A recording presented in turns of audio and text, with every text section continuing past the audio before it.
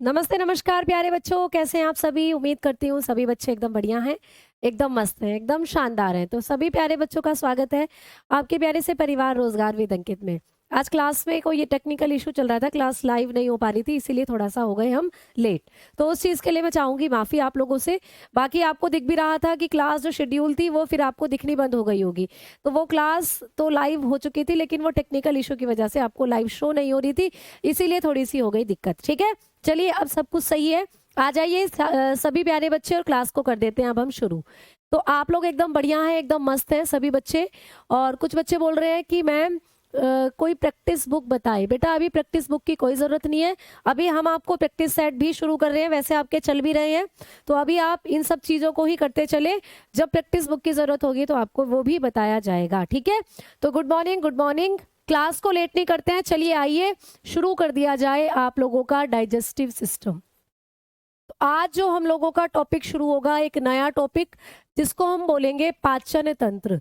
पाचन तंत्र से अगर मैं कहूँ कि जब बढ़िया प्रश्न आते हैं ना, बढ़िया आपका एग्जाम आता है, तो यहाँ से एक या दो प्रश्न आपको देखने को मिल जाते हैं इस चैप्टर से। तो भाई आइए शुरुआत कर देते हैं पाचन तंत्र की, डाइजेस्टिव सिस्टम की। अगर हम डाइजेस्टिव सिस्टम की बात करते हैं तो सबसे पहले एक शब्द आता है डाइजेशन। सबसे पहले एक शब्द आता है भाई डाइजेशन, जिसको हम बोलते हैं पाचन। तो सबसे पहले हमें ये पढ़ना जरूरी है कि मैम पाचन होता क्या है, डाइजेशन होता क्या है। ठीक है, जब हम डाइजेस्टिव सिस्टम को पढ़ेंगे तो सबसे पहले ये पढ़ना जरूरी है कि मैम डाइजेशन क्या होता है, पाचन क्या होता है। ठीक है, तो प्यारे बच्चे जब हम लोग खाना खाते हैं, मैं एकदम बढ़िया हूँ आप लोगों के प्यार और आप लोगों की दुआ की वजह से। हाँ, वही टेक्निकल इशू हो रहा था मनु कि बायोलॉजी बाय राहुल सर लिखा हुआ आ रहा है, कोई दिक्कत नहीं है, उसको बाद में मैं ठीक करवा दूंगी। ठीक है, उसको मैं बाद में ठीक करवा दूंगी। अभी आप क्लास पर ध्यान दीजिए सभी प्यारे बच्चे। तो अभी इस चीज पर ध्यान ना दें, अभी आप सभी बच्चे क्लास में ध्यान दें।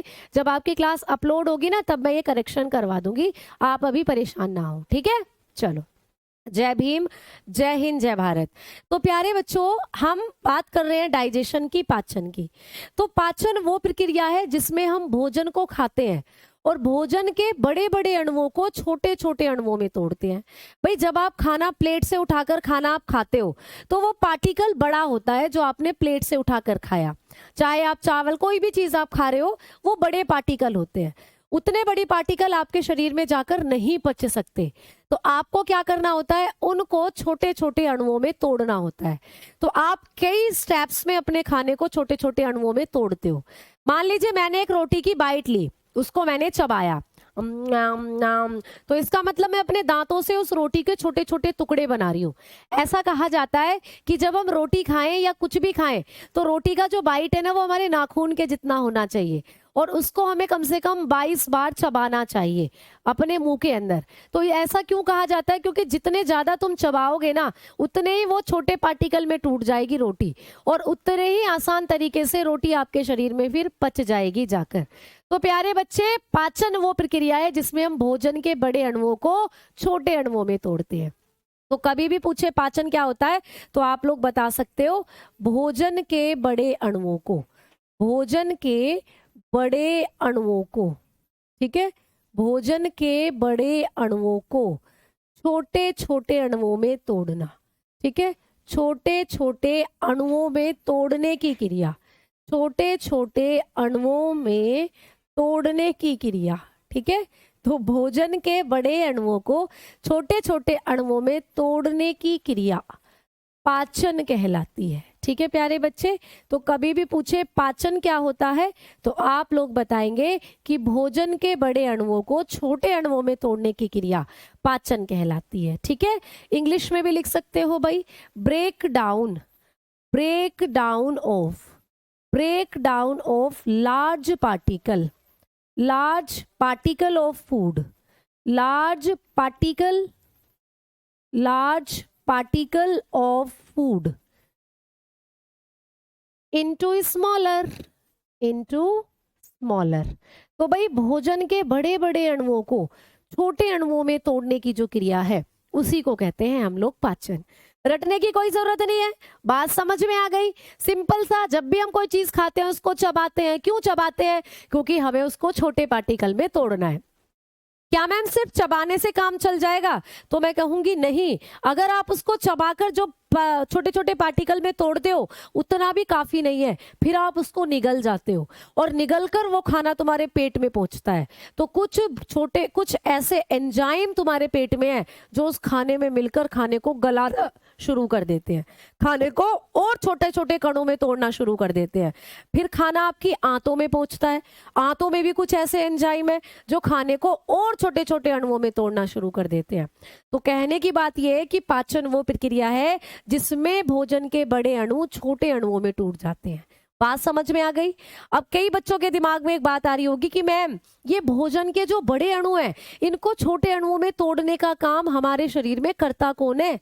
क्या कोई मशीन हमारे शरीर में बैठी हुई है? तो भैया तुम अपने पेट को, अपने लीवर को, अपनी आंतों को एक मशीन ही समझ लो।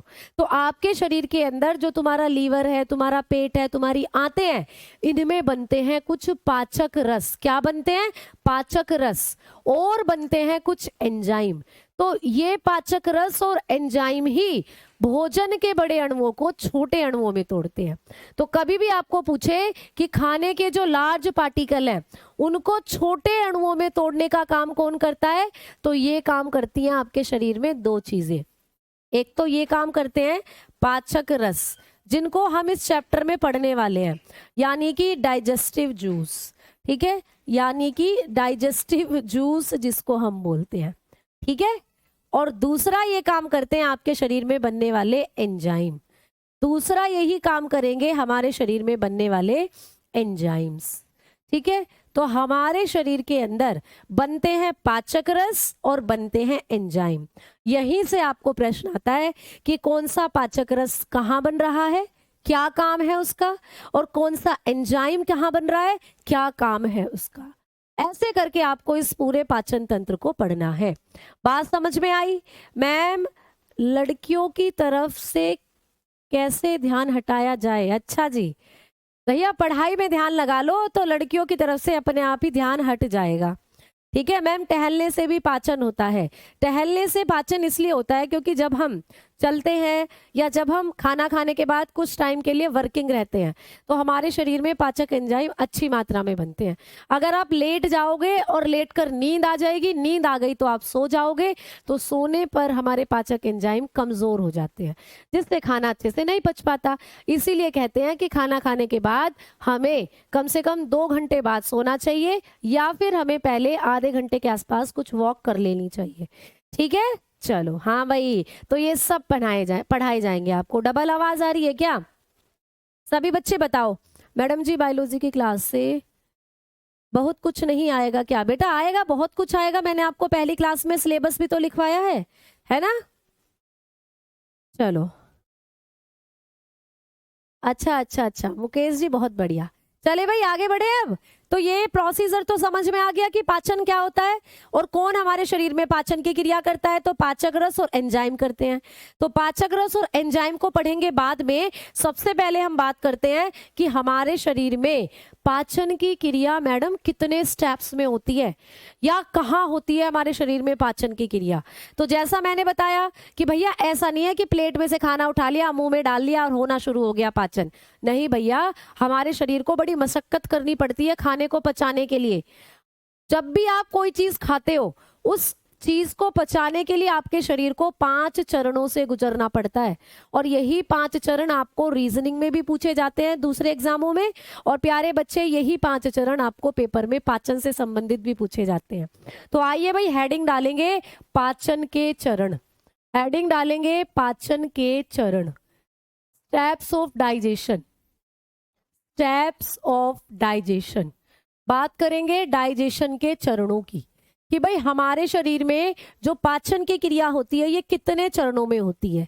सबसे पहले तो पाचन की क्रिया को करने के लिए हमारे शरीर में 5 चरण होते हैं भैया।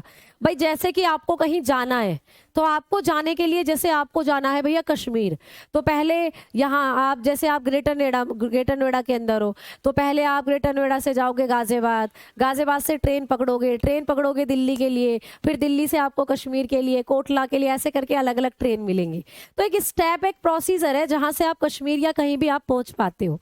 वैसे ही आपके शरीर में खाना डायरेक्ट नहीं पचता, उसको पचाने के लिए 5 स्टेप से आपको गुजरना पड़ता है या आपके शरीर को। तो वो 5 चरण कौन कौन से हैं? तो भोजन को पचाने के कितने चरण होते हैं भाई? 5 चरण है, 5 स्टेप है। तो आइए एक एक करके इन स्टेप्स को पढ़ते हैं। और प्यारे बच्चे, ये स्टेप हमेशा सीक्वेंस में आपको पढ़ने हैं। ऐसा नहीं है कि भैया आप जब तुम कहीं जाओगे तो तरीके से ही तो जाओगे, ऐसा थोड़ी है पहले तुम पहुंच गए दिल्ली, फिर दिल्ली से तुम पहुंच गए भैया कहाँ? कोटला, फिर कोटला से वापस आए, फिर तुम पहुंचे कहाँ? मध्य प्रदेश, फिर मध्य प्रदेश से वापस आए, फिर तुम पहुंचे कश्मीर। ऐसे थोड़ी ना जा पाओगे, स्टेप तरीके से जाना है, एक के बाद एक स्टेप फॉलो करना है। तो वैसे ही आपके खाने के पचाने के जो 5 चरण हैं, इनको आपको स्टेप वाइज याद करना है, सीक्वेंस में याद करना है। ये सीक्वेंस ऊपर नीचे नहीं होना चाहिए, ये पेपर में सीक्वेंस भी पूछा जाता है आपको। चलो आओ, तो सबसे पहला चरण है इंजेशन। खाने को पचाने के लिए सबसे पहला चरण है इजेशन, जिसको बोलते हैं हम अंतःग्रहण। क्या बोलते हैं भाई? अंतःग्रहण। तो खाने को पचाने के क्रम में सबसे पहला चरण कौन सा होता है? अंतःग्रहण। आओ आगे बात करेंगे। अंतःग्रहण के बाद दूसरा चरण आता है बेटा डाइजेशन।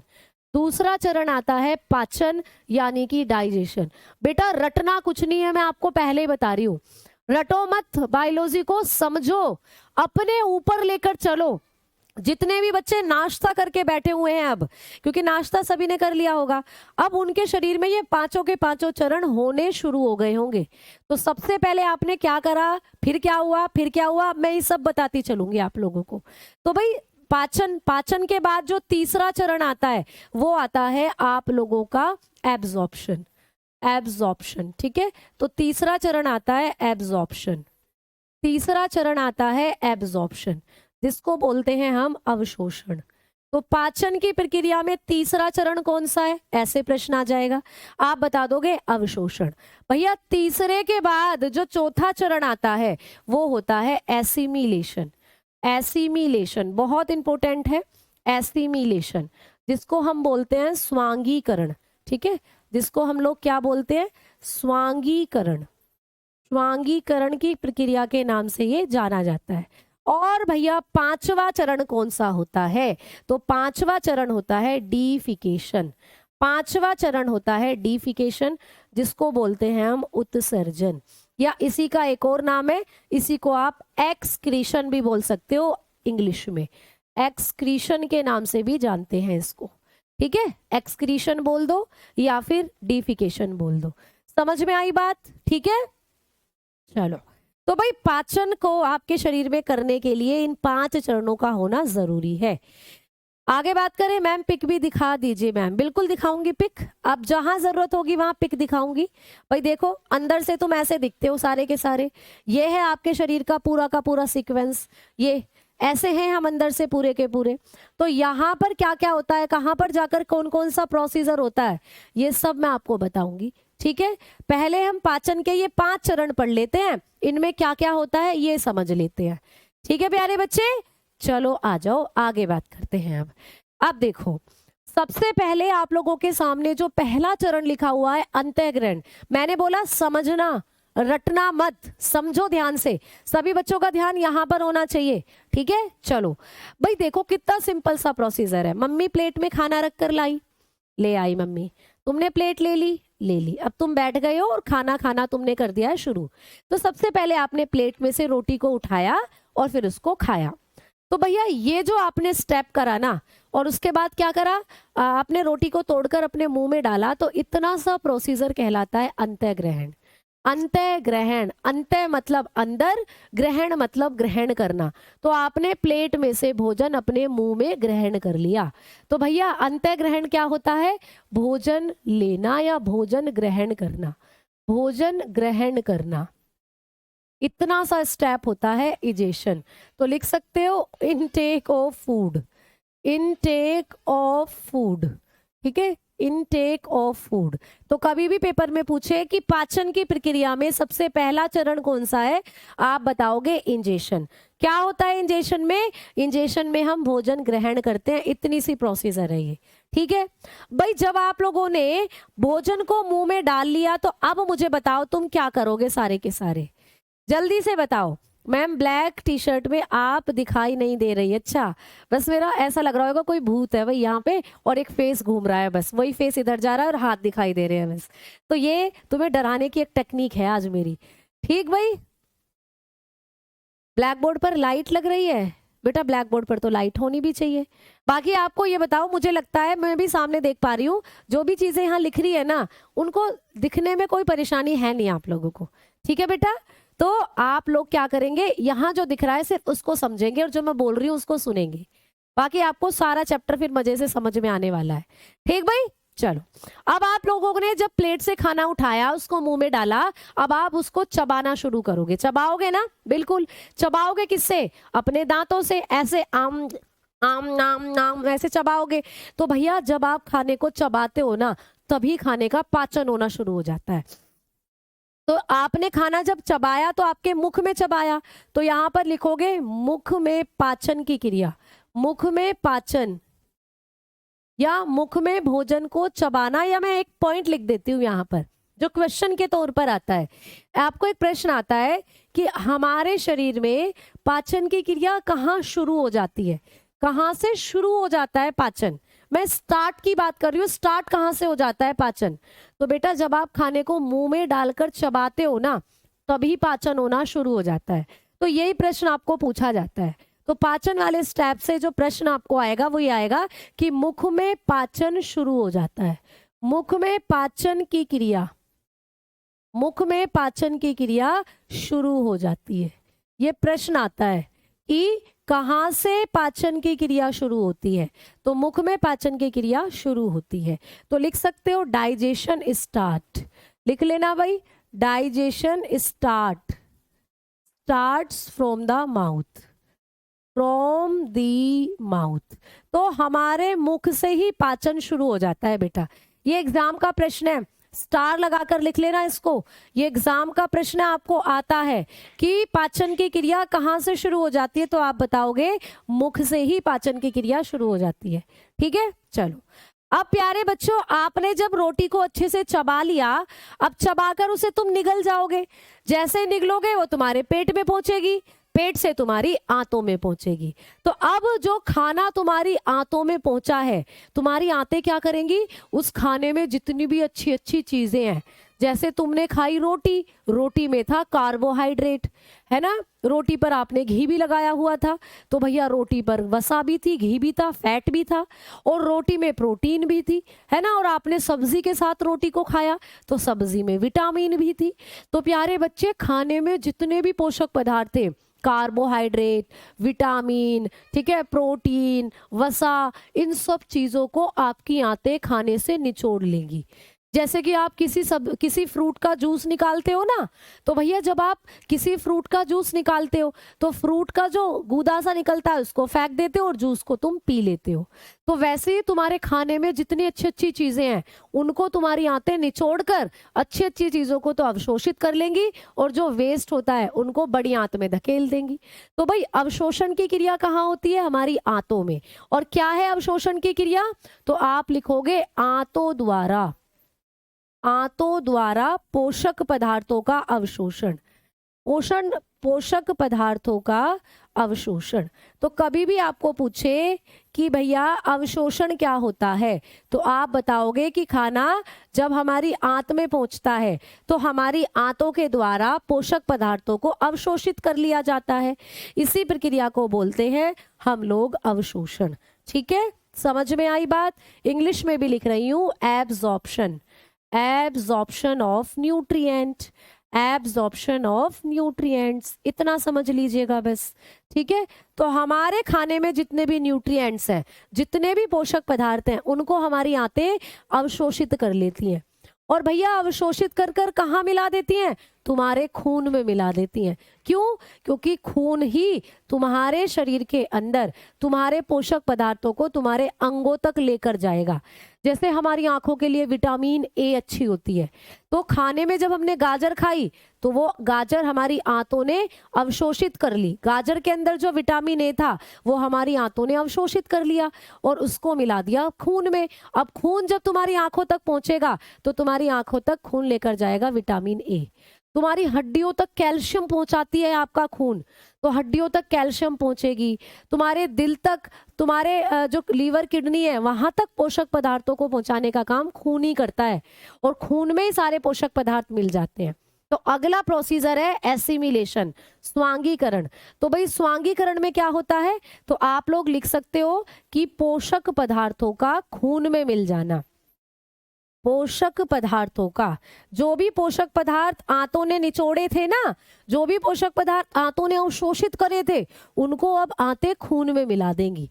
तो पोषक पदार्थों का खून में मिलना, खून में मिलना, ये होता है प्यारे बच्चे स्वांगीकरण। तो लिख सकते हो dissolving nutrient into the blood, dissolving nutrients, dissolving nutrients into the blood। तो हमारे ब्लड में जब सारे पोषक पदार्थ जाकर मिल जाते हैं, इसी प्रक्रिया को कहते हैं एसिमिलेशन। इसी प्रक्रिया को कहा जाता है प्यारे बाल को स्वांगीकरण। तो ऐसे ऐसे प्रोसीजर चलता है आपके शरीर में।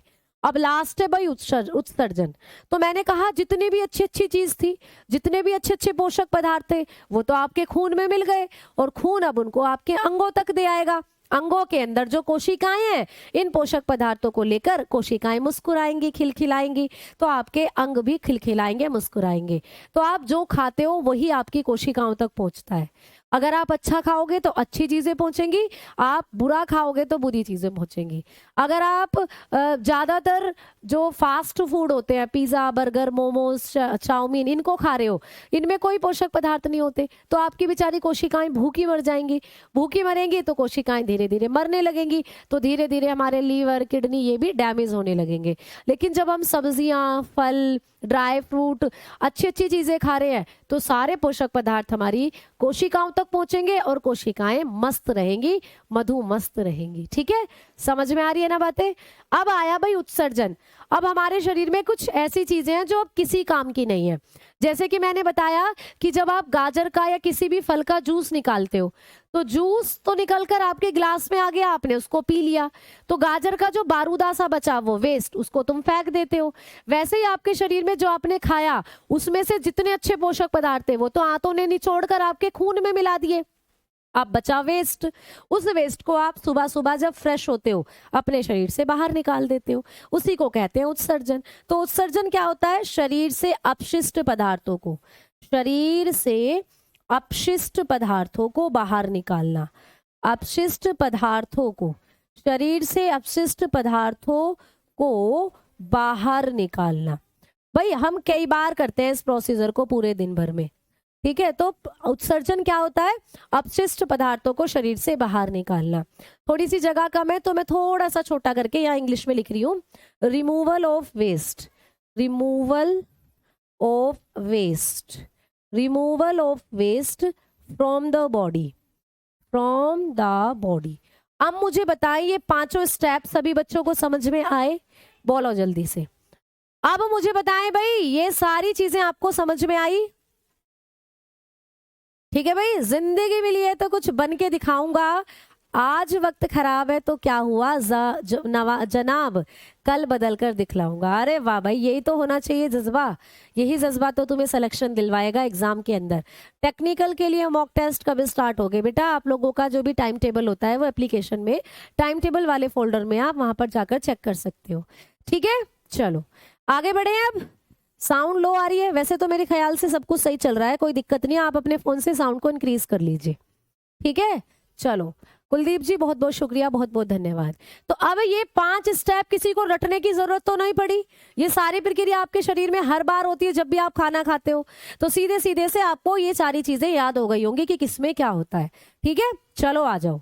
अब आगे बात करते हैं कि मैम ये पांचों के पांचों स्टेप हमारे शरीर में होते कहाँ कहाँ है, ये और बताओ। तो प्यारे बच्चों आ जाओ, अब आप हेडिंग डालोगे आहार नाल। अब आप हेडिंग डालेंगे आहार नाल, यानी कि एलिमेंट्री कैनाल। एलिमेंट्री कैनाल, अब हम हेडिंग डालेंगे एलिमेंट्री कैनाल। ठीक है, आहार नाल जिसको हम बोलते हैं एलिमेंट्री कैनाल। अब ये क्या है मैडम जी, आहार नाल या एलिमेंट्री कैनाल? तो प्यारे बच्चे आपका जो मुख है, माउथ, यहां से लेकर और जहां से आप मल त्यागते हो, गुदा जिसको कहते हैं, एनस, जहां से आप मल त्यागते हो, वहां तक पूरी एक लंबी ट्यूब फैली हुई है आपके शरीर में। आपके मुख से आपकी गुदा तक एक पूरी ट्यूब फैली हुई है, उसी को कहते हैं आहार नाल, उसी को कहते हैं एलिमेंट्री कैनाल। जैसे कि मैंने आपको ये दिखाया है फोटो। ठीक है, तो इस फोटो में जहां जहां पर मैं ब्लैक कलर का पेन फेरूंगी ना, वो आपकी एलिमेंट्री कैनाल है। तो भाई ये तो तुम्हारा मुख है, मैंने कहा मुख से, तो मुख से लेकर ऐसे ऐसे डिशुम डिशुम डिशुम, ये पूरा एरिया, ये वाला पूरा एरिया, ये और ऐसे, तो भैया ये है तुम्हारी आहार नाल। तो तुम्हारे मुख से और गुदा तक, ये मुख है, यहां से खाना खाते हो, ये गुदा है, यहां से खाना बाहर निकालते हो, वेस्ट, मल को बाहर निकालते हो, तो ये पूरा एरिया कहलाता है एलिमेंट्री कैनाल। इस पूरे एरिया को कहते हैं आहार नाल। क्या कहते हैं प्यारे बच्चे? आहार नाल। समझ में आ गई ना बात? चलो आगे बात करते हैं। ठीक है, अब आओ, अब आगे बात करेंगे कि मैम आहार नाल के बारे में कौन कौन सी इंपॉर्टेंट चीजें हैं जो हमें पढ़नी है। तो सबसे पहला पॉइंट प्यारे बच्चे, आहार नाल की लंबाई कितनी होती है, यानी ये कितनी लंबी है आहार नाल जो होती है, इसकी लेंथ हमें बताओ। तो भाई इसकी लंबाई होती है, आप लोग बताओगे 8 से 10 मीटर। कितनी होती है प्यारे बच्चे? 8 से 10 मीटर होती है आहार नाल की लंबाई। दूसरा पॉइंट कि मैम आहार नाल कहाँ से स्टार्ट होती है, ये कहाँ से शुरू होती है, हमारे मुख बॉडी के अंदर आहार नाल कहाँ से शुरू होती है? तो आप बताना कि ये हमारे मुख से शुरू होती है बेटा, मुख से, हमारा जो माउथ है ना, वहां से शुरू होती है आहार नाल। यानी आपकी आहार नाल का जो सबसे पहला भाग है वो मुख है, आपका माउथ है। ठीक है, फिर पूछ लेगा कि मैम ये लास्ट कहाँ पर होती है। भाई पहला पार्ट तो आपने बता दिया मुख है, मुख से तो शुरू होती है। मैम खत्म कहाँ पर होती है, ये खत्म कहाँ पर हो जाती है, अंतिम पार्ट क्या है इसका? तो मैंने बताया गुदा, यानी एनस, यानी कि गुदा, जहां से हम मल त्यागते हैं, वहां से ये, वहां पर ये जाकर खत्म हो जाती है। तो मैंने आपको फोटो में दिखाया भी था कि भाई ये आपका माउथ है, ये आपका मुख है, यहां से शुरू होती है, ये पहला भाग है एलिमेंट्री कैनाल का। और बेटा एनल, यानी एनल कैनाल, यानी कि गुदा जो है आप लोगों की, यहाँ पर ये एनस जो है यहाँ पर खत्म हो जाती है आप लोगों की एलिमेंट्री कैनाल। ठीक है, तो पहला भाग मुख होता है और अंतिम भाग होता है हम लोगों की एनस गुदा। अच्छा, अगला पॉइंट क्या पढ़ना है मैम इसके बारे में, एलिमेंट्री कैनाल के बारे में? तो प्यारे बच्चों ये जो एलिमेंट्री कैनाल होती है, ये जो आपकी आहार नाल होती है, इस आहार नाल का हिस्सा कौन कौन सा हमारे शरीर के ऐसे अंग हैं जो आहार नाल का हिस्सा नहीं है? मैडम जी कुछ ऐसा भी है कि जो आहार नाल में नहीं आता? भैया बिल्कुल नहीं आता। अगर मैं कहूं तुम्हारा दिल, तो दिल कोई आहार नाल का भाग है क्या? दिल कोई पाचन से संबंधित है क्या? तुम बोलोगे नहीं मैडम, दिल तो बिल्कुल भी नहीं है। बिल्कुल सही बात। अगर मैं कहूं हमारी आंखें, तो भैया की आंखें आहार नाल से संबंधित है क्या? बिल्कुल नहीं। भाई ये सारी चीजें तो तुम देखकर बता ही दोगे, लेकिन प्रश्न जो एग्जाम में आते हैं वो आपको कंफ्यूज करने वाले आते हैं। आपको पूछ ले लीवर, यकृत, यकृत आहार नाल का हिस्सा है क्या? मैं आप लोगों से पूछती हूँ, जल्दी से बताएं सभी बच्चे। आहार नाल जो होती है, हाँ बेटा 8 से, मैंने लिखा है ना 8 से 10 मीटर, तो उसी में आपका नो भी आ जाता है। तो कहीं कहीं आपको केवल नो लिखा होता है, कहीं कहीं आपको ऐसे करके लिखा होता है। ठीक है, चलो अब मुझे बताएंगे जल्दी से सभी बच्चे, क्या आपका जो लीवर है वो आपकी आहार नाल का भाग है? जल्दी जल्दी बताओ भाई। आरआरबी टेक्निकल ग्रेड 3 का मॉक टेस्ट कब से स्टार्ट होगा? बेटा मॉक टेस्ट के लिए आपको टाइम टेबल वाला जो फोल्डर है उसमें सारा शेड्यूल दिया हुआ होता है, ठीक है? तो जल्दी से बताओ। प्रभात बोल रहे हैं यस मैम है।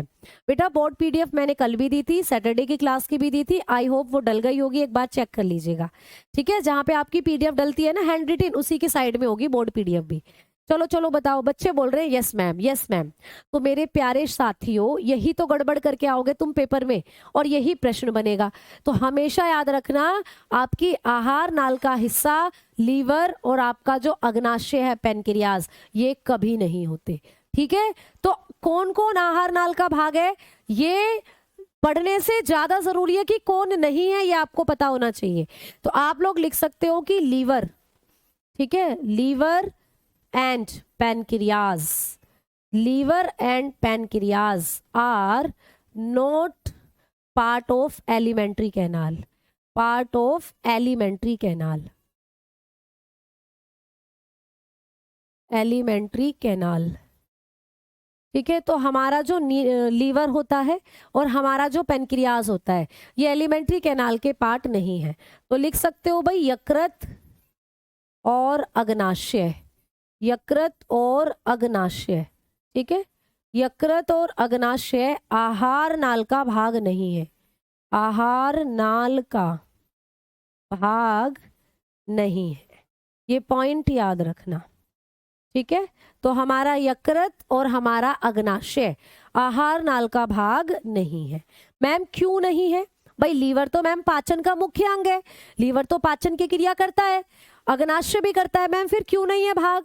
तो प्यारे बच्चे इसलिए नहीं है क्योंकि हमारा खाना कभी भी हमारे लीवर के पास नहीं जाता, ठीक है? हमारा खाना या भोजन जो भी आप खाते हो वो कभी भी लीवर में और पेनक्रियाज में नहीं जाता। तो यहाँ पर कभी भी भोजन नहीं जाता बेटा, इनके पास भोजन कभी नहीं जाता है। जब भी आप खाना खाओगे तो खाना तुम्हारे पेट में जाएगा, पेट से तुम्हारी छोटी आंत में जाएगा, लीवर बीच में पड़ेगा, लीवर में खाना कभी नहीं जाएगा। पैनक्रियाज बीच में पड़ेगा तो पैनक्रियाज में भी खाना कभी नहीं जाएगा। अगर आप इस फोटो को देखोगे तो इस फोटो में ये जो आपको मैं पिंक कलर से ना बनाकर ब्लैक कलर से दिखाती हूँ क्योंकि ब्लैक कलर अच्छा दिखेगा, ठीक है? तो ये आपका माउथ है, खाना आपने यहाँ से खाया तो खाना ऐसे होता हुआ तुम्हारे पेट में जाकर गिरेगा और पेट से होता हुआ तुम्हारी छोटी आंत में जाकर गिरेगा। ये पूरी छोटी आंत है तुम्हारी, ठीक है? छोटी आंत से फिर मल के रूप में बड़ी आंत में आ जाएगा और फिर गुदा से बाहर निकल जाएगा। ये है तुम्हारा लीवर, पूरे लाल कलर का जो दिख रहा है, और ये पीछे जो हरा हरा छुपा हुआ है ये तुम्हारी पैनक्रियाज है। तो खाना ना तो यहाँ पर गया और खाना ना यहाँ पर गया, खाना हमेशा आप लोगों के पेट से होता हुआ, आप लोगों के मुख से होता हुआ पेट के द्वारा बड़ी आंत में आया। इसीलिए जहां जहां खाना जाएगा वही वही आपकी आहार नाल मानी जाएगी, ठीक है? तो इसीलिए कभी भी आपको पूछे कि लीवर जो होता है ये एलिमेंट्री कैनाल का भाग नहीं है, वैसे ही पैनक्रियाज जो होता है ये भी एलिमेंट्री कैनाल का भाग नहीं है। बात समझ में आ गई होगी सभी प्यारे बच्चों को, ठीक है? आगे बढ़े अब। चलो, तो इतनी चीजें आप लोगों ने पढ़ ली अपनी आहार नाल के बारे में, ठीक है? अब मैं आगे बढ़ रही हूँ। मैम जी दिल ऐसा ही होता है क्या? मैम भैया दिल जैसा भी है वैसा तुम मत पढ़ो, तुम ऐसा पढ़ो जो पेपर में क्वेश्चन करके आ जाओ। तो दिल को मैं तुम्हें ऐसा ही पढ़ाने वाली हूँ, ठीक है? समझ में आई ना बात? चलो, सैटरडे की बोर्ड पीडीएफ अगर नहीं डली है तो मैं अभी बोल दूंगी। सैटरडे को तो वैसे क्लास नहीं हुई थी आप लोगों की, फ्राइडे वाली पीडीएफ मैंने डलवा दी है, ठीक है? चलो आगे बात कर रहे हैं हम लोग। मैम किया कौन करता है बेटा? समझ नहीं आया क्या बोल रहे हो। चलो अब आगे बढ़ते हैं बेटा। इन दोनों का काम भी मैं आपको एक एक सारे ऑर्गन का काम बताऊंगी एक एक करके। तो हमने क्या पढ़ा कि भाई हमारी जो आहार नाल है इसका सबसे पहला भाग हमारा मुख है। तो भाई आ जाइए, मुख से ही बातें शुरू करते हैं। तो आ जाओ, सबसे पहले हेडिंग डाल लीजिए माउथ। एलिमेंट्री कैनाल का जो सबसे पहला भाग है माउथ, इसको हम लोग अब पढ़ने वाले हैं। तो मुख के बारे में अब हम लोग पढ़ने वाले हैं, ठीक है प्यारे बच्चे? समझ में आई बात? चलो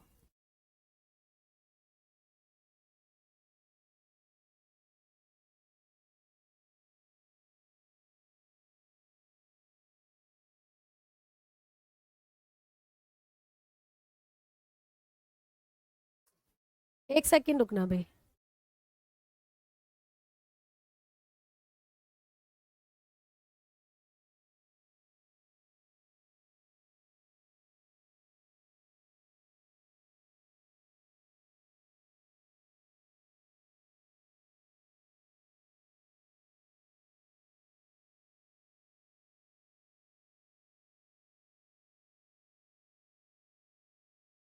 हाँ भाई आ जाओ। तो मुख, मुख से हम लोग बात शुरू करेंगे। अब जब आपको मुख में जो चीजें पढ़नी है वो 3 चीजें आप लोगों को पढ़नी है बेटा, ठीक है। मुख के अंदर आप लोगों को 3 चीजें हैं जो पढ़नी है। कौन कौन सी 3 चीजें हैं जो हमें माउथ वाले सेक्शन में पढ़नी है? अब आ रही है ना आवाज सभी बच्चों को? चलो अब हमें पढ़नी है कि मैम मुख के अंदर कौन कौन सी 3 चीजें हैं जो हम लोगों को आती हैं एग्जाम में। अगर हम मुख की बात करते हैं तो भाई मुख के अंदर है हमारे पास टीथ, दांत, ठीक है, बहुत अच्छा। अगर हम मुख की बात करते हैं तो हमारे पास है टंग यानी कि जीभ, है जी मैडम जी? बिल्कुल है, चेक कर लिया। अगर हम मुख की बात करते हैं तो आपके मुख में है सलाइवा यानी कि लार। तो मैडम जी बिल्कुल है, लार भी है हमारे मुख में। जब हम कहीं स्वादिष्ट चीजें बनती देखते हैं तो हमारे मुख में पानी और ज्यादा आ जाता है, लार और ज्यादा आ जाती है, जो हमें भूख का एहसास कराती है। तो अगर हम अपने मुंह के बारे में पढ़ेंगे तो ये 3 चीजें हमें अपने माउथ सेक्शन में पढ़नी है। इन्हीं तीनों चीजों से आप लोगों को एग्जाम में आएंगे प्रश्न। अगर हम बात करते हैं सबसे पहले दांत के बारे में, तो आज की क्लास में हम डिस्कस करने वाले हैं पहले दांत। प्यारे बच्चों, जो दांत होता है यहां से जो प्रश्न आएगा कि दांत के अध्ययन को क्या कहा जाता है, दांत की स्टडी जब हम लोग करते हैं तो उसको क्या कहते हैं? तो दांत के अध्ययन को कहते हैं हम लोग ओडोंटोलॉजी, ठीक है। ओडोंटोलॉजी होता है दांतों का अध्ययन, ओडोंटोलॉजी होता है दांतों का अध्ययन, ठीक है। ओडोंटोलॉजी, ओडोंटोलॉजी किसके अध्ययन को कहते हैं? हम दांतों के अध्ययन को कहते हैं, ठीक है। तो ओडोंटोलॉजी होता है दांतों का अध्ययन, ठीक है प्यारे बच्चे, समझ में आ गई बात? तो ये भी प्रश्न आपको आ सकता है। अच्छा मैडम जी, जो दांत होते हैं ये कितने प्रकार के होते हैं? दांतों का टाइप्स, दांत कितने प्रकार के होते हैं? टाइप्स ऑफ टीथ आपको पूछ ले तो आप लोग बताएंगे कि दांत हमारे मुख में होते हैं 2 तरीके के, ठीक। कौन कौन से? चलिए आइए बात करते हैं। तो दांत होते हैं हमारे शरीर में 2 प्रकार के। मैम कौन कौन से होते हैं? तो प्यारे बालकों, सबसे पहले आपके मुख में पाए जाते हैं टेम्परेरी टीथ। तो सबसे पहले लिखेंगे टेम्परेरी टीथ, टेम्परेरी टीथ, ठीक है, जिसको हम लोग बोलते हैं अस्थाई दांत, अस्थाई दांत। तो प्यारे बच्चे, सबसे पहले हमारे मुख के अंदर पाए जाते हैं अस्थाई दांत, ठीक है। दूसरे नंबर पर होते हैं परमानेंट, परमानेंट टीथ। तो भाई प्यारे बच्चे, जब हमारे मुख के अंदर टेम्परेरी टीथ है तो परमानेंट भी होते ही होते होंगे, है ना। तो परमानेंट टीथ होते हैं दूसरे नंबर पर, ठीक है, जिसको बोलते हैं स्थाई दांत, स्थाई दांत, जिसको बोलते हैं हम लोग स्थाई दांत, ठीक है।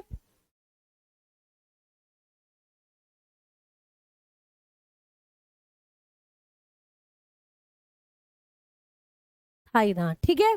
आ जाओ, अब आपको पूछेगा कि टेम्परेरी टीथ कितने होते हैं हमारे मुख में और परमानेंट टीथ कितने होते हैं, या इनकी खास बात क्या है।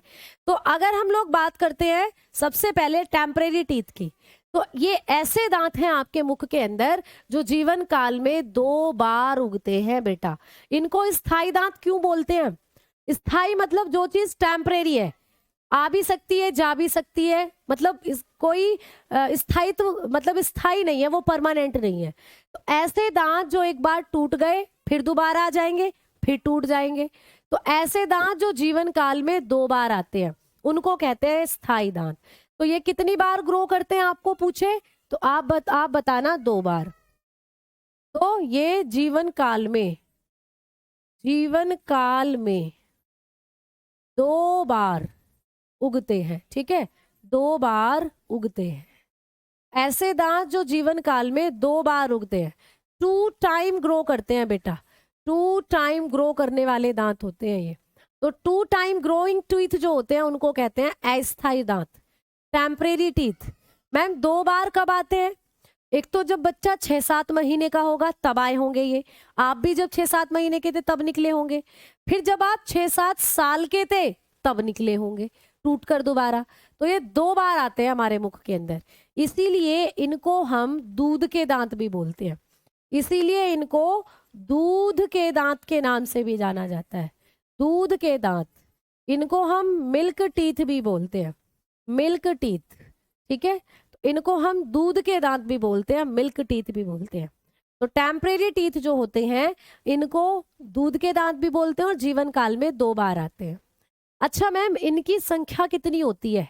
अगर हम टेम्परेरी टीथ्स के बारे में बात कर रहे हैं तो टेम्परेरी टीथ की संख्या कितनी होती है, ये प्रश्न आ जाए तो जो टेम्परेरी दांत होते हैं इनकी संख्या की अगर बात करें तो इनकी संख्या हमारे शरीर के अंदर होती है 20।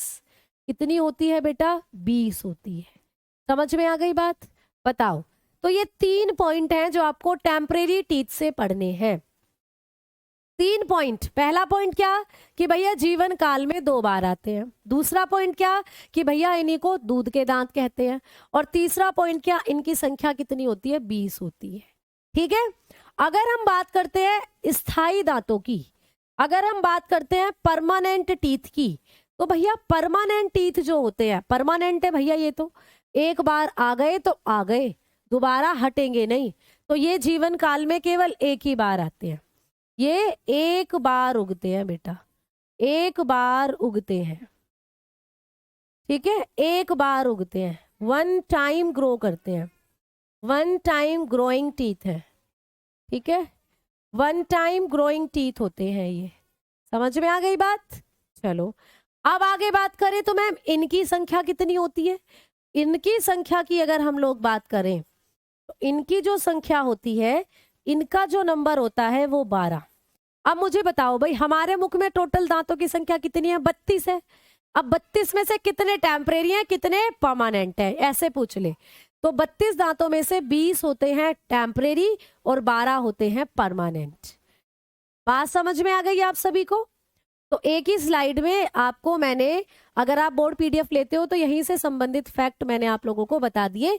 अब चल रहे हैं आगे की तरफ। अब आगे की तरफ बढ़ेंगे और मैम बात करेंगे कुछ और दांतों के बारे में ही। तो आप लोगों के जो दांत होते हैं, हमारे जो टीथ होते हैं, हमारे जो दांत होते हैं, अगर इन दांतों को हम लोग किसके आधार पर बांटे? कार्य के आधार पर, कि भाई हर दांत का काम अलग अलग होता है। तो अगर हम दांतों के आधार पर देखें, तो कार्य के आधार पर देखें तो इन दांतों को 4 भागों में और बांटा गया है। तो दांतों की अगर बात करते हैं कार्य के आधार पर, कार्य, ठीक है, वर्क के अकॉर्डिंगली, तो ये 4 टाइप के और हो सकते हैं। तो दांत 4 टाइप्स के और हो सकते हैं, या तो शेप के अकॉर्डिंगली ले लीजिए या वर्क के अकॉर्डिंगली ले लीजिए। भाई शेप भी हर दांत की अलग अलग है ना, और कार्य भी बेसिकली अलग अलग है। तो आपको पूछे कार्य और शेप के आधार पर दांत कितने टाइप्स में बटे हुए हैं, आकार के आधार पर दांत कितने प्रकार में बटे हुए हैं, तो 4 प्रकार में। अब ये 4 प्रकार भी आपको सीक्वेंसली ही याद करने हैं। ठीक है, चलो आ जाओ। तो सबसे पहले नंबर पर होंगे बेटा इंसीजर। इंसीजर सबसे पहले नंबर पर आएंगे, इंसीजर जिसको बोलेंगे हम कृंतक। दूसरे नंबर पर आएंगे केनाइन। दूसरे नंबर पर आएंगे केनाइन, जिनको हम रदनक के नाम से जानते हैं। रदनक, इन्हीं को हम छेदक भी बोलते हैं भाई, इन्हीं को हम छेदक के नाम से भी जानते हैं। तीसरे नंबर पर जो आएंगे बेटा वो होंगे आपके प्रीमोलर। प्रीमोलर, ठीक है, प्रीमोलर, प्रीमोलर, तो इनको हम बोलते हैं अग्रचणवक। अग्रचणवक इनको हम लोग बोल देते हैं। ठीक, चलो। और जो चौथे नंबर पर आते हैं उनको हम लोग बोल देते हैं मोलर। उनको हम लोग बोल देते हैं मोलर, यानी कि चणवक। ठीक, तो ये 4 प्रकार के दांत आपके अंदर और पाए जाते हैं। या ये जो 2 प्रकार के दांत थे ना, इन्हीं को हमने इनके कार्य और शेप के आधार पर 4 भागों में और बांट दिया। 4 भाग कौन कौन से हो गए? तो भैया हमेशा सीक्वेंस में याद करना, इंसीजर, केनाइन, प्रीमोलर और मोलर, ये सीक्वेंस होना चाहिए प्यारे बच्चे। ठीक है, मैम जी हैंड राइटिंग में बहुत सी चीज़ें छूटी हैं, एक क्लास की बोर्ड पीडीएफ नहीं है। हाँ बेटा, कुछ क्लासेस की बोर्ड पीडीएफ नहीं होगी क्योंकि हैंड रिटन होती है, लेकिन जब से आप लोगों ने डिमांड करी है तब से मैं डलवा रही हूँ बोर्ड पीडीएफ भी। ठीक है, चलो आ जाओ।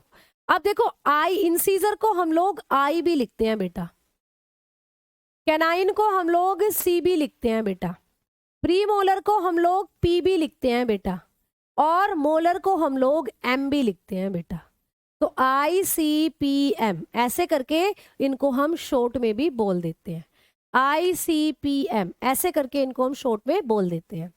अब इन चारों को मिलाकर एक फॉर्मूला भी बनता है, जो कि मैं अभी आपको लिखवाऊंगी थोड़ी देर में, क्योंकि अभी टाइम हो जाएगा, तो उस फॉर्मूला को मैं आपको कल समझाऊंगी। अभी हम लोग क्या बात कर रहे हैं कि मैम इन दांतों की संख्या कितनी कितनी होती है, एक बार ये बता देंगे तो अच्छा रहेगा। तो भाई जब आप अपने मुंह को खोलकर देखते हो तो ऐसे आपको दांत दिखाई देते हैं आपके मुख के अंदर। ये सब आपके दांत हैं, ठीक है, ऐसे ही दांत है ना। चाहे तो एक शीशा ले लो और मुंह खोलकर बैठ जाओ, उसमें देखो अपने दांतों को। तो जब आप अपने दांतों को देखोगे तो ऐसे अलग अलग आपको दांत दिखेंगे। जैसे सबसे पहले आप लोगों को ये 4 दांत, 4 नीचे और 4 ऊपर दिखेंगे। ये सामने वाले जैसे खरगोश के नहीं होते, वैसे इनको हम बोलते हैं इंसीजर। ठीक है, यानी कि इनको हम लोग बोलते हैं कृंतक। और उसके बाद अगर ये साइड वाले देखोगे जो नुकीले नुकीले से होते हैं, इनको हम बोलते हैं बेटा केनाइन। इनको बोलते हैं हम रदनक, केनाइन। ठीक है, इनको हम बोलते हैं रदनक यानी केनाइन। और ये जो पीछे की तरफ आपको आपकी डाढ़ें दिखती हैं, इनको हम बोलते हैं मोलर्स और भैया प्री मोलर। ऐसे करके ये 4 तरीके के दांत आपके मुख में होते हैं। ठीक है, चलो अब मैडम जी इन चारों दांतों की संख्या और बता दो कितनी कितनी होती है, फिर इनके बारे में हम कल पढ़ेंगे और नई प्रॉपर्टीज। तो एक एक करके आप लोग इनकी संख्या और लिखोगे भाई। कभी भी आपको पूछे कि जो इंसीजर होते हैं ये कितने होते हैं हमारे शरीर के अंदर, इंसीजर हमारे शरीर में क्यों, मुख में होते हैं बेटा 8। 4 ऊपर है, 4 नीचे है, तो ये हो जाते हैं 8। इनकी संख्या कितनी है भाई, 8 है। फिर पूछे केनाइन, तो भाई केनाइन हमारे मुख में होते हैं 4, 2 नीचे 2 ऊपर, तो 4 हो गए। सबसे कम यही है हमारे मुख के अंदर, 4 केवल यही होते हैं। अगर हम प्रीमोलर की बात करते हैं तो प्रीमोलर बच्चों के अंदर तो नहीं होते बेटा। अगर पूछे कि प्रीमोलर बच्चों में कितने होते हैं, चिल्ड्रन में प्रीमोलर कितने होते हैं, तो बताना 0 होते हैं, 0। लेकिन पूछे वयस्कों में कितने होते हैं, एडल्ट में, जब आप 18 के पार हो जाओगे तो एडल्ट बन जाओगे, एडल्ट में कितने होते हैं तो बताकर चलोगे 8 होते हैं। ठीक है, एडल्ट्स में कितने होते हैं, 8 होते हैं। ठीक, अगर आपको पूछे कि मोलर कितने होते हैं हमारे मुख के अंदर, तो मोलर की अगर बच्चों में बात की जाए, अगर मोलर की बात करते हैं बच्चों में, चिल्ड्रन में, तो जो चिल्ड्रन होते हैं इनमें जो मोलर की संख्या होगी वो हो जाती है प्यारे बच्चे आप लोगों की 8। कितनी, 8। ठीक है, लेकिन अगर हम बात करते हैं एडल्ट में, अगर हम बात करेंगे एडल्ट में, वयस्कों में, तो वयस्कों में इनकी संख्या हो जाती है 12। तो ऐसे करके प्रश्न आ सकता है कि कितने कितने दांत किस किस के मुख में होते हैं, बच्चों में कितने होते हैं, एडल्ट्स में कितने होते हैं, ऐसे करके आपको प्रश्न एग्जाम में बन सकता है। ठीक है, समझ में आ गई बात आप लोगों को। तो अगर हम बच्चों के मुख में दांतों की संख्या की बात करते हैं तो बच्चों के मुख में दांतों की संख्या 20 होती है, लेकिन वयस्कों के मुख में बात करते हैं तो वयस्कों के मुख में दांत 32 होते हैं। ठीक है, तो अब मुझे बताओ किसी बच्चे को अब यहां तक कोई समस्या, जो भी आज हमने पढ़ा, आज की क्लास में हमने जो शुरुआत करी थी वो पाचन से करी थी। भाई पाचन की डेफिनेशन किसी को रटने की जरूरत है ही नहीं, ये प्रक्रिया आप बहुत बार बहुत सालों से करते आ रहे हो। आपको याद है कि भाई भोजन के बड़े पार्टिकल हम खाते हैं, उन्हीं को छोटे छोटे अणुओं में तोड़ने की क्रिया कहलाती है पाचन। और पाचन करने वाली हमारे शरीर में 2 चीजें हैं, पाचक रस और एंजाइम। पाचक रस और एंजाइम अभी हम पढ़ेंगे आगे इस चैप्टर में, लेकिन उससे पहले हमने कुछ और अच्छी चीजें पढ़ी। हमने पाचन के 5 चरण पढ़े थे। ये रंग बिरंगी जो स्लाइड आपको दिख रही है, इसमें मैंने आपको पढ़ाए थे पाचन के ये 5 चरण। आज आपका होमवर्क है कि आपको पाचन के ये 5 चरण बैठकर उंगलियों पर याद करने हैं। तो सबसे पहला चरण आता है इजेशन, फिर आता है डाइजेशन, फिर आता है एब्जॉर्प्शन, फिर आता है एसिमिलेशन, फिर आता है डिफिकेशन। ठीक है, यानी पहला अंतःग्रहण, फिर उसके बाद आता है पाचन, फिर अवशोषण, फिर स्वांगीकरण और फिर उत्सर्जन। ऐसे करके आपको याद करने हैं। ठीक है, चलो इनके बारे में, इनके क्या क्या इंपॉर्टेंट पॉइंट्स हैं वो भी मैंने आपको बताए। फिर हमने एलिमेंट्री कैनाल की बात करी, आहार नाल की लंबाई कितनी होती है, तो आपने बताया 8 से 10 मीटर। ठीक है, कई बुक्स में 9 मीटर भी दी होती है, तो 9 इसी के अंदर आ गया। मुख इसका सबसे पहला भाग है और गुदा इसका सबसे अंतिम भाग है। यकृत और पेनक्रियाज यानी कि आपका लीवर और आपका अग्नाशय आपकी आहार नाल का भाग नहीं है, क्योंकि यहाँ पर भोजन नहीं पहुंचता है। ठीक है, food is not transfer there, खाना यहाँ पर नहीं पहुंचता है। फिर हमने बात करी एलिमेंट्री कैनाल का जो सबसे पहला भाग है मुख, माउथ के बारे में। माउथ में हम पढ़ेंगे टोटल 3 चीजें, लेकिन आज हमने बात करी है दांत के बारे में। दांत के अध्ययन को कहते हैं ओडोंटोलॉजी, और जो दांत के डॉक्टर होते हैं उनको क्या कहा जाता है, तो दांतों के डॉक्टर को डेंटिस्ट कहते हैं, सबको पता है। जब भी दांत में दर्द होता है हम डेंटिस्ट के पास जाते हैं। ठीक है, तो ये हमने पढ़ा बिल्कुल ठीक।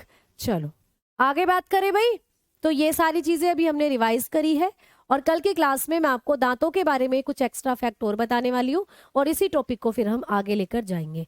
तो थोड़ा सा बड़ा टॉपिक है ये, 3 दिन हमें लग जाते हैं इस टॉपिक को करने में अच्छे से, क्योंकि पूरी डिटेल में करना है। साइंस अच्छे लेवल की आपको आती है तो हमें छोड़ना नहीं है, और प्रश्न इसी से आपको मिल जाएंगे एग्जाम के अंदर। ठीक है, तो भाई मिलते हैं अगली क्लास में, तब तक के लिए धन्यवाद। जय हिंद, जय भारत, नमस्कार।